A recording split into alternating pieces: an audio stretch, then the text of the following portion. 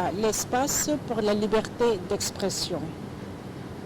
Le troisième, le contexte difficile de l'insécurité que nous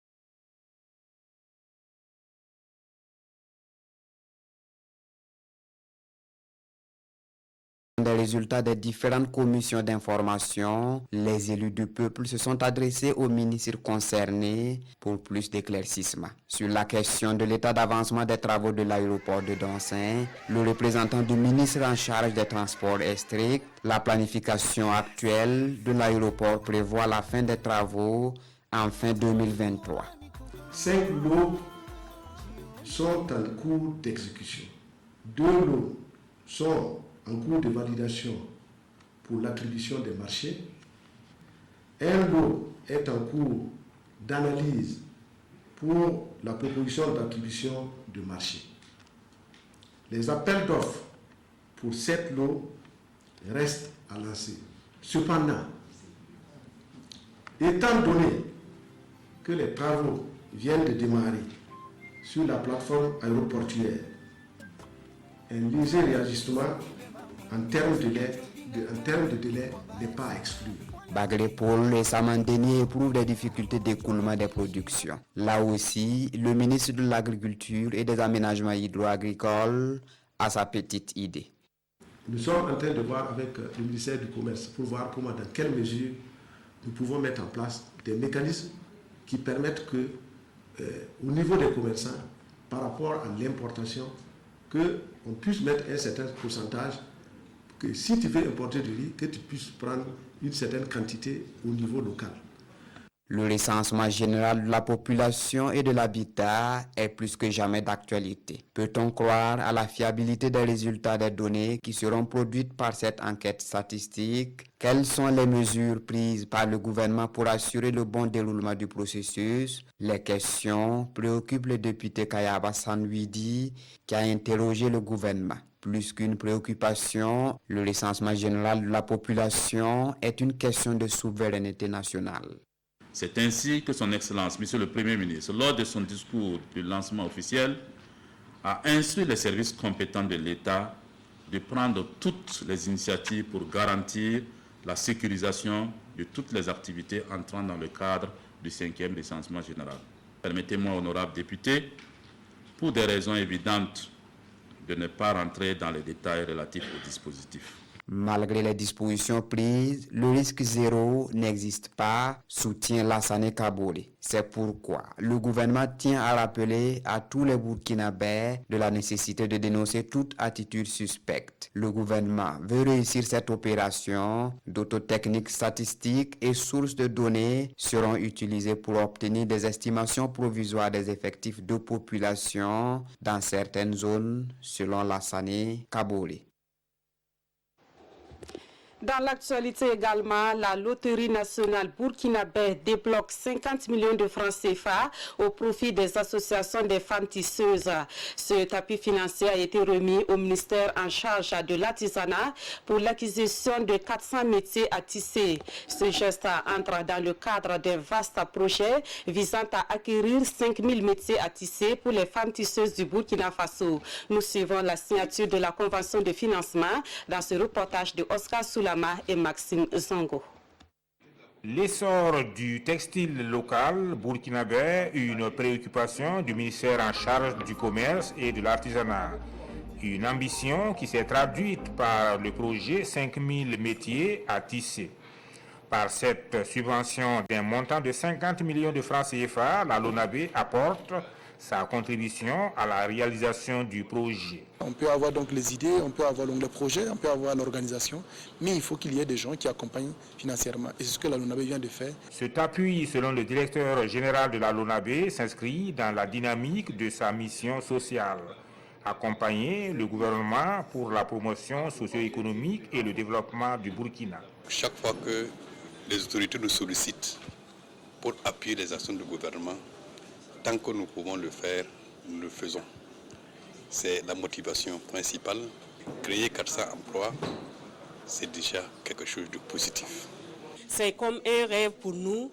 Quand le ministre a pris la décision 5000 métiers d'ici à 2020, on se disait comment ça pouvait se réaliser. Et voici que les bonnes volontés n'en finissent pas.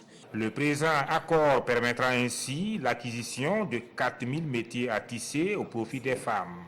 Cette initiative de 5000 métiers nécessite 500 millions de francs CFA et à mi-parcours, ce sont près de la moitié de la somme qui a été mobilisée.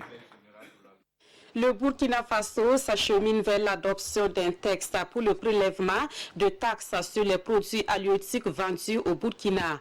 Un avant-projet de loi relatif est soumis à la validation des acteurs du ministère des Ressources animales et halieutiques.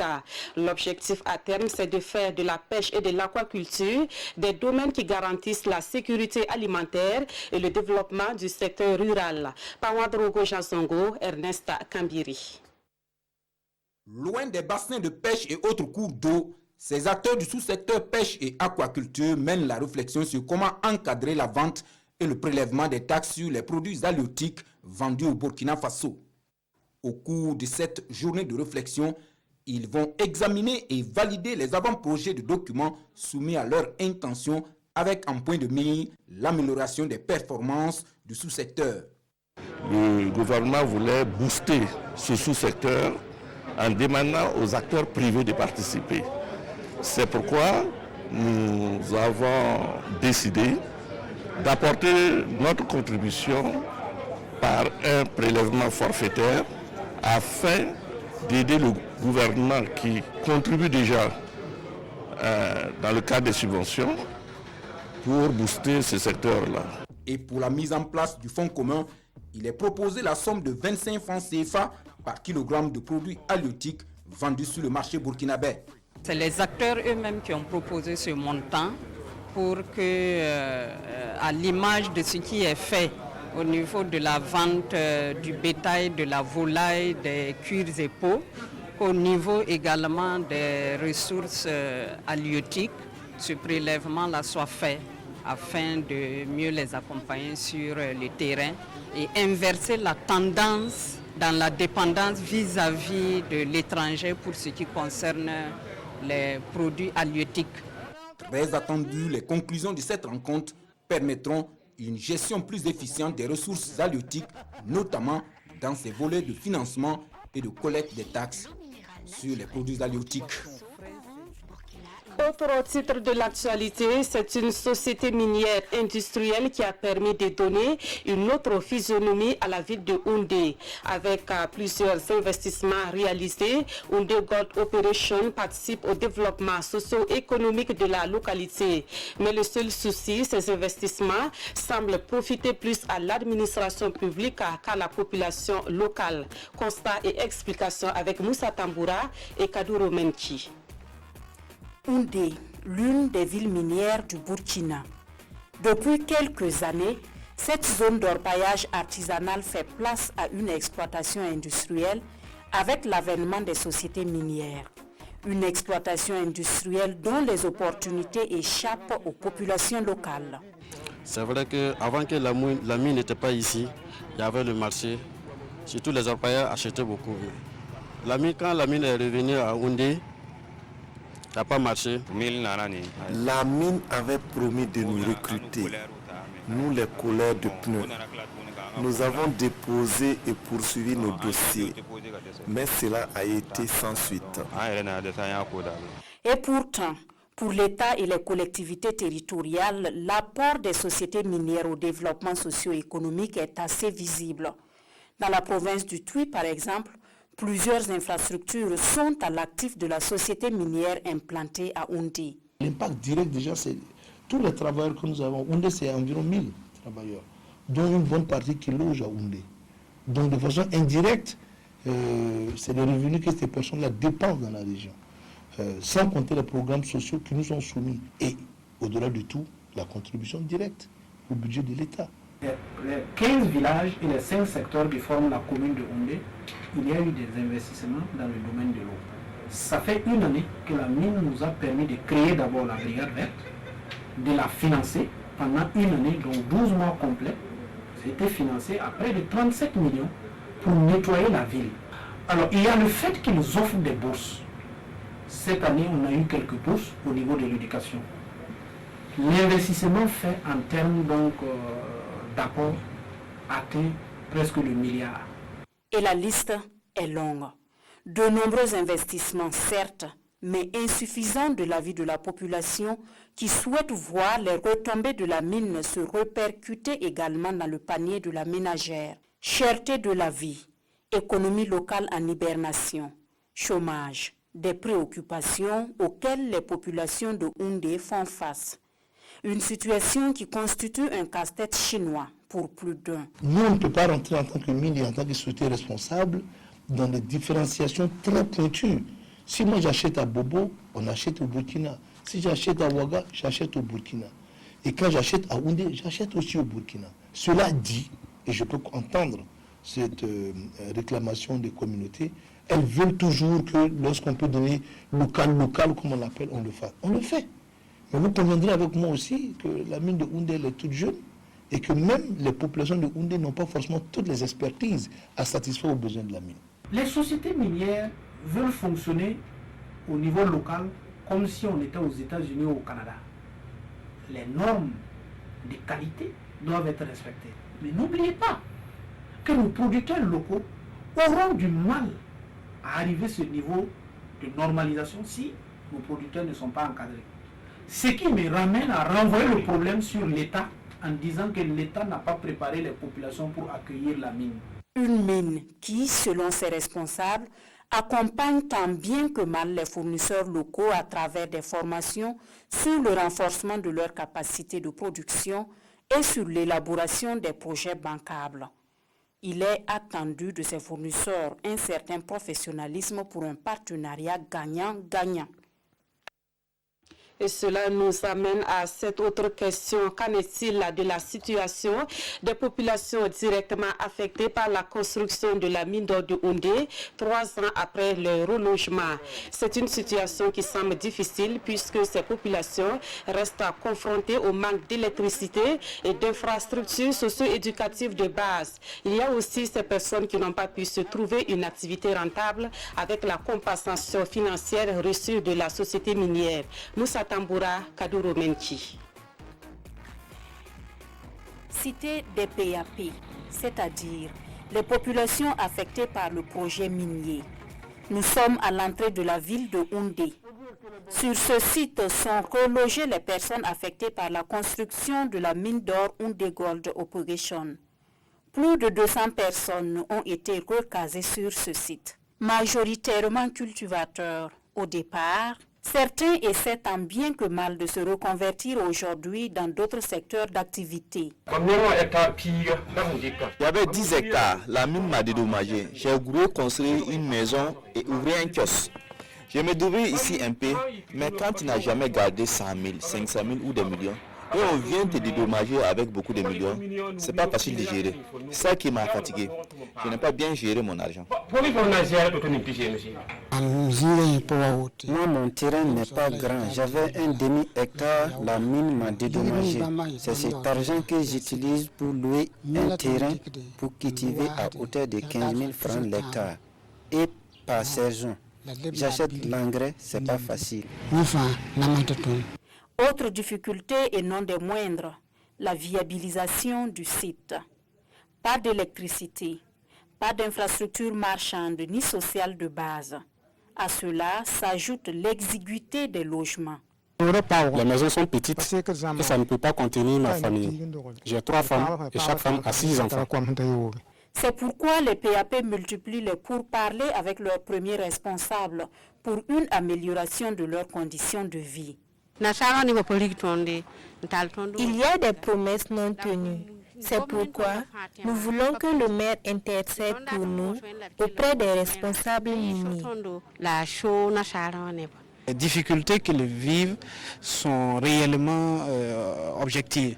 Et c'est la raison pour laquelle nous sommes engagés à leur côté pour voir entamer des discussions avec la société minière Houndé Gold pour voir dans quelle mesure nous pouvons régler, ne serait-ce qu'un tout petit peu, ces difficultés. Ce qui n'existait pas avant, on essaie de mettre ce qu'on peut, mais en respectant le cahier des charges. Donc en matière de canalisation, il y a une canalisation principale qui a été faite, mais c'est vrai qu'il n'y a pas devant toutes les maisons un caniveau.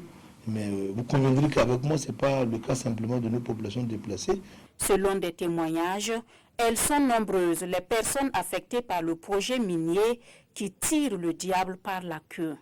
Conséquence, beaucoup d'entre elles ont vendu leur logement pour se réinstaller dans les périphéries de Houndé.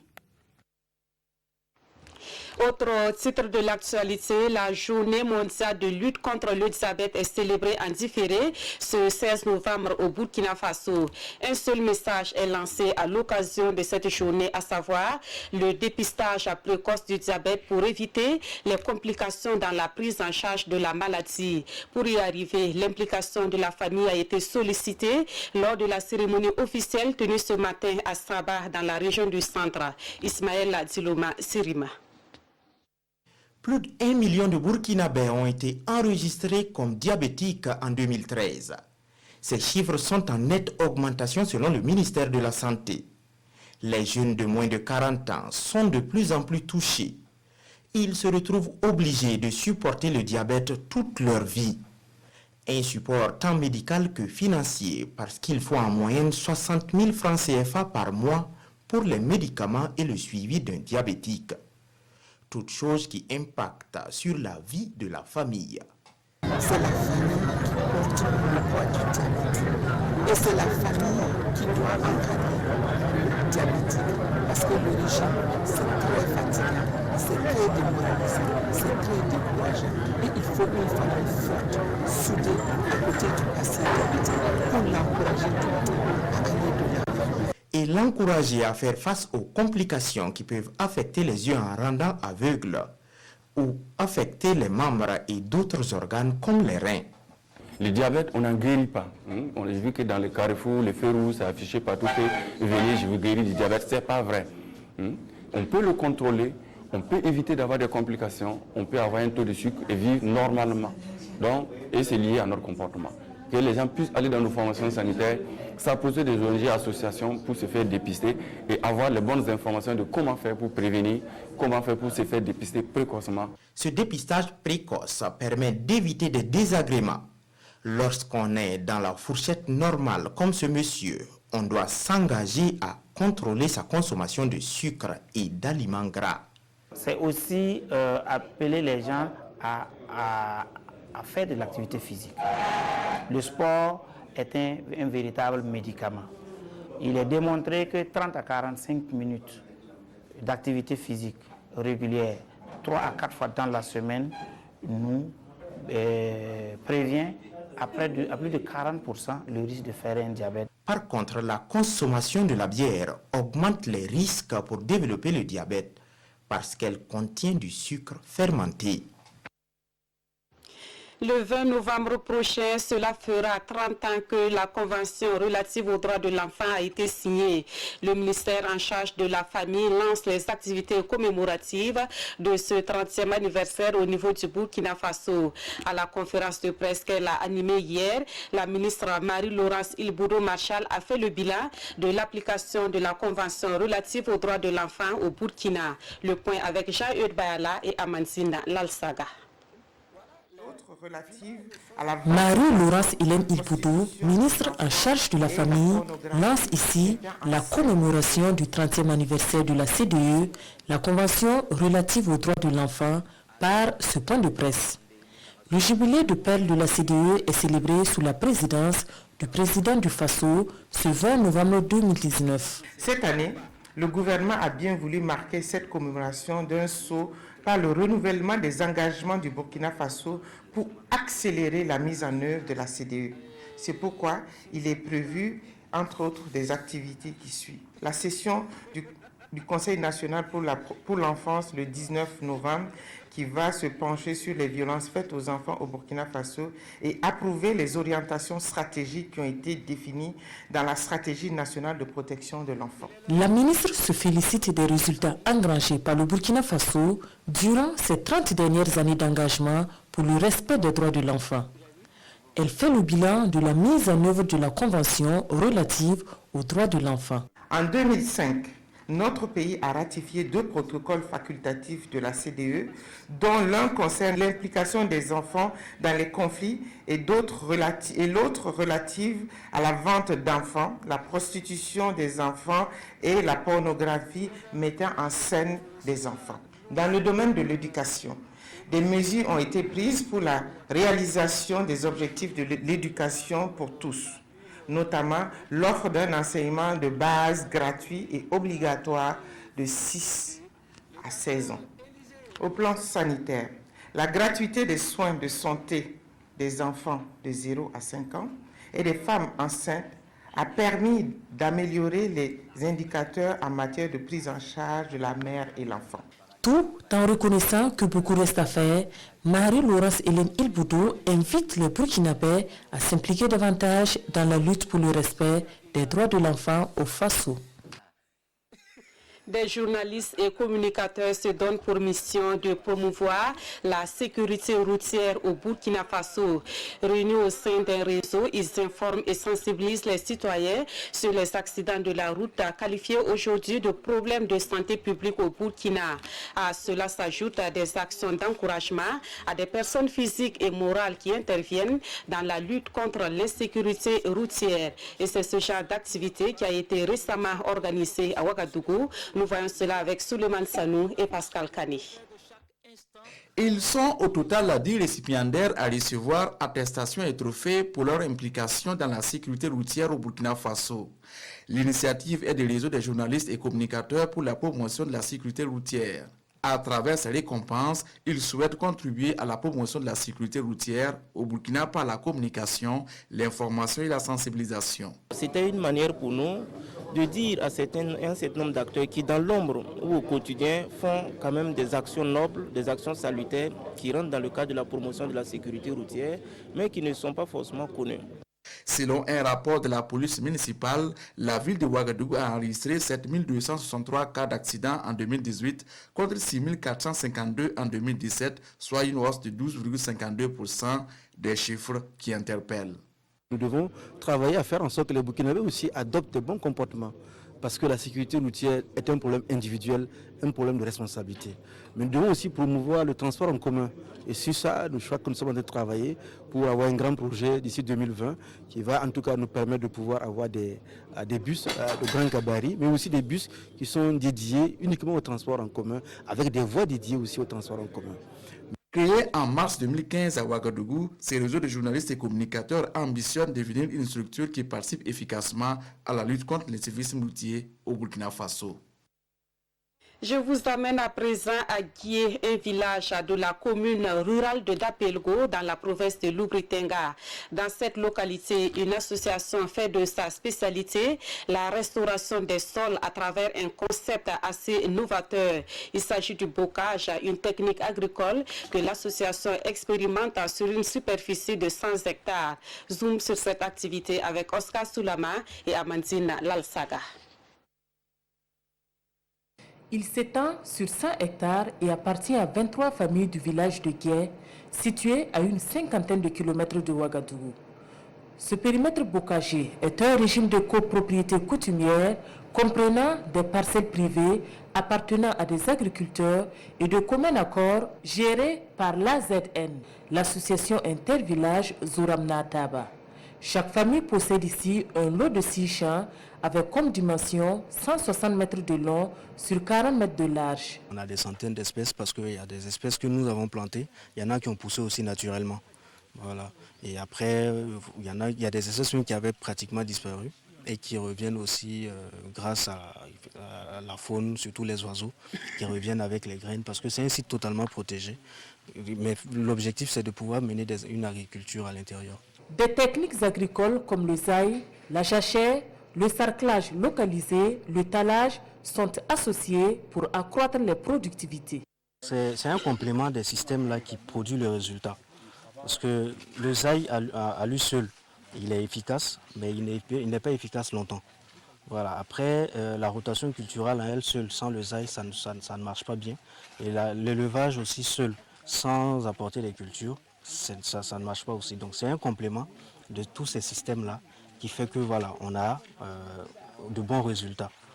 Le résultat, c'est un couvert végétal restauré, pas d'érosion ni de surpâturage, mais des arbres et arbustes harmonieusement intégrés à l'environnement.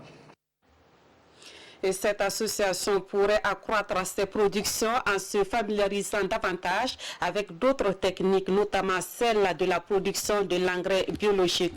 Ces techniques contenues dans un ouvrage sont proposées par 2 auteurs que sont Awatsen Bego et le Larle Nabat Sigré. Et pour qu'il soit accessible à un grand nombre de producteurs agricoles, l'ouvrage est traduit en 8 langues nationales. Adama Giti et Maxime Zongo. Un ouvrage d'une centaine de pages où toutes les techniques et tous les avantages de l'utilisation de l'engrais bio y sont largement expliqués.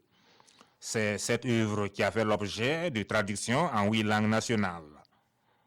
Un travail validé au cours d'un atelier dont la coordination a été assurée par le professeur Pierre Malgoubri de l'Université de Ouagadougou.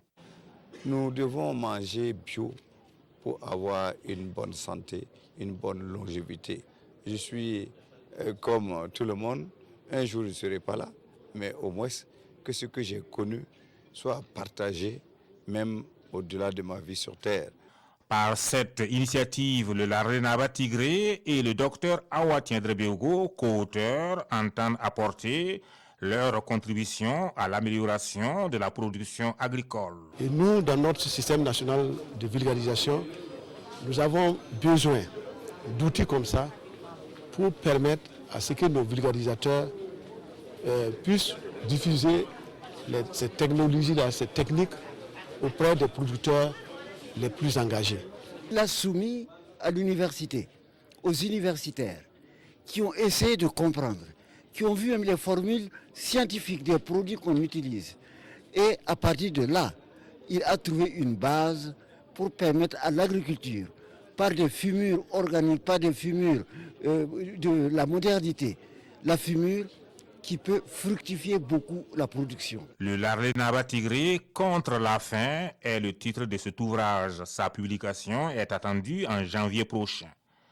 Le ministère en charge de l'agriculture, pour sa part, s'est engagé à accompagner sa vulgarisation afin de le rendre accessible au monde paysan.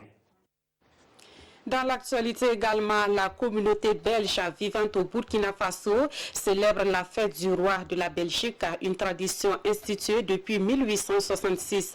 Cette année, la célébration coïncide avec le 20e anniversaire de la présence d'une ambassade de la Belgique au Burkina. Une occasion donc pour dresser le bilan de 20 ans de coopération entre les deux pays. Rasmani Zoundi, Herman Nestor Toui. C'est une nuit de fête à la résidence de l'ambassadeur de la Belgique. Ces hommes et femmes, belges ou pas, se joignent ici à la famille royale pour célébrer la fête du roi, devenue une tradition. Cette fête est aussi l'occasion pour célébrer l'amitié entre la Belgique et le Burkina, une coopération vieille de plus de 20 ans. 20 ans, c'est un âge respectable. Et les relations bilatérales entre nos deux pays remontent à bien plus longtemps. L'ambassade du Burkina Faso à Bruxelles a ouvert ses portes dès 1962. Et les premiers projets de la coopération au développement, première raison d'être de la présence belge dans le pays, datent des années 1970. À cette occasion, le diplomate belge a profité de dresser le bilan de la coopération au développement. Aujourd'hui, je suis fier de vous annoncer que la Belgique, tous canaux de coopération confondus, dispose d'une enveloppe totale d'environ 120 millions d'euros, soit près de 80 milliards de CFA en exécution pour soutenir le développement du pays. La fête du roi est la plus importante fête de la Belgique après la fête nationale. Elle est célébrée le 15 novembre de chaque année et ce depuis 1866. Le contexte est particulier cette année et la Belgique assure sa solidarité et sa compassion au peuple burkinabé qui traverse des moments difficiles. Ambiance de célébration également, mais dans un tout autre registre. Nous évoquons ici la célébration de la fête du Mauloud, une fête qui a mobilisé les fidèles musulmans ces derniers jours. Ceux de Niou, dans la province du Kourouégo, se sont retrouvés chez le cheikh Ousmane Ouedraogo pour adorer Allah et l'implorer pour la paix au Burkina Faso. C'est Dilareyenne et Sekou Zongo. La fête de Mauloud, ou la commémoration de la naissance du prophète de l'islam, sous le signe du pardon et de l'entraide à Niou. Cette fête en mémoire du prophète Mahomet est ici vécue en famille du cheikh Ousmane Ouedraogo pour demander les bénédictions de Dieu et implorer sa clémence pour un Burkina Faso de paix.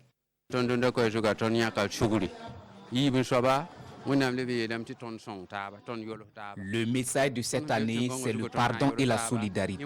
C'est ce que recommande Dieu et ainsi nous pourrons profiter de ses largesses.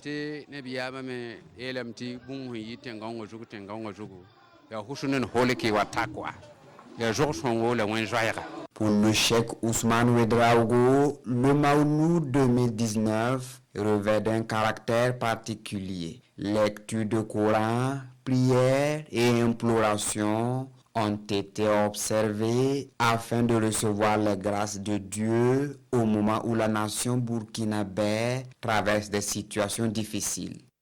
Nous nous réunissons cette année pour rendre grâce à Dieu et surtout demander qu'il nous assiste et qu'il nous protège davantage. Le Burkina vit une situation difficile. Nous prions qu'Allah nous couvre de sa bonté. À la jeunesse et à l'ensemble des Burkinabés, cheikh Ousmane Ouedraogo souhaite l'union sacrée dans la prière, dans l'action et dans le pardon. Mauloud 2019 s'achève ainsi à Niou. Cheikh Ousmane Ouedraogo donne rendez-vous à ses fidèles à l'année prochaine dans la foi et la miséricorde. Si vous êtes amoureux du hip-hop, sachez que ce genre musical est à l'honneur ce week-end dans la capitale burkinabé. Le festival international La Faso Hip-Hop se tient depuis hier et connaît la participation d'artistes musiciens nationaux et étrangers. Ce festival est à sa 4e édition et l'ambiance se déroule au rond-point de la Padoua de Ouagadougou. Nous y faisons un tour dans ce reportage de Idrissa Warga et Issa Kanana. C'est parti pour le festival international Faso Hip Hop. Pendant 3 jours ici au rond-point de la Padoua, artistes nationaux et internationaux vont tenir en haleine le public ouagalais.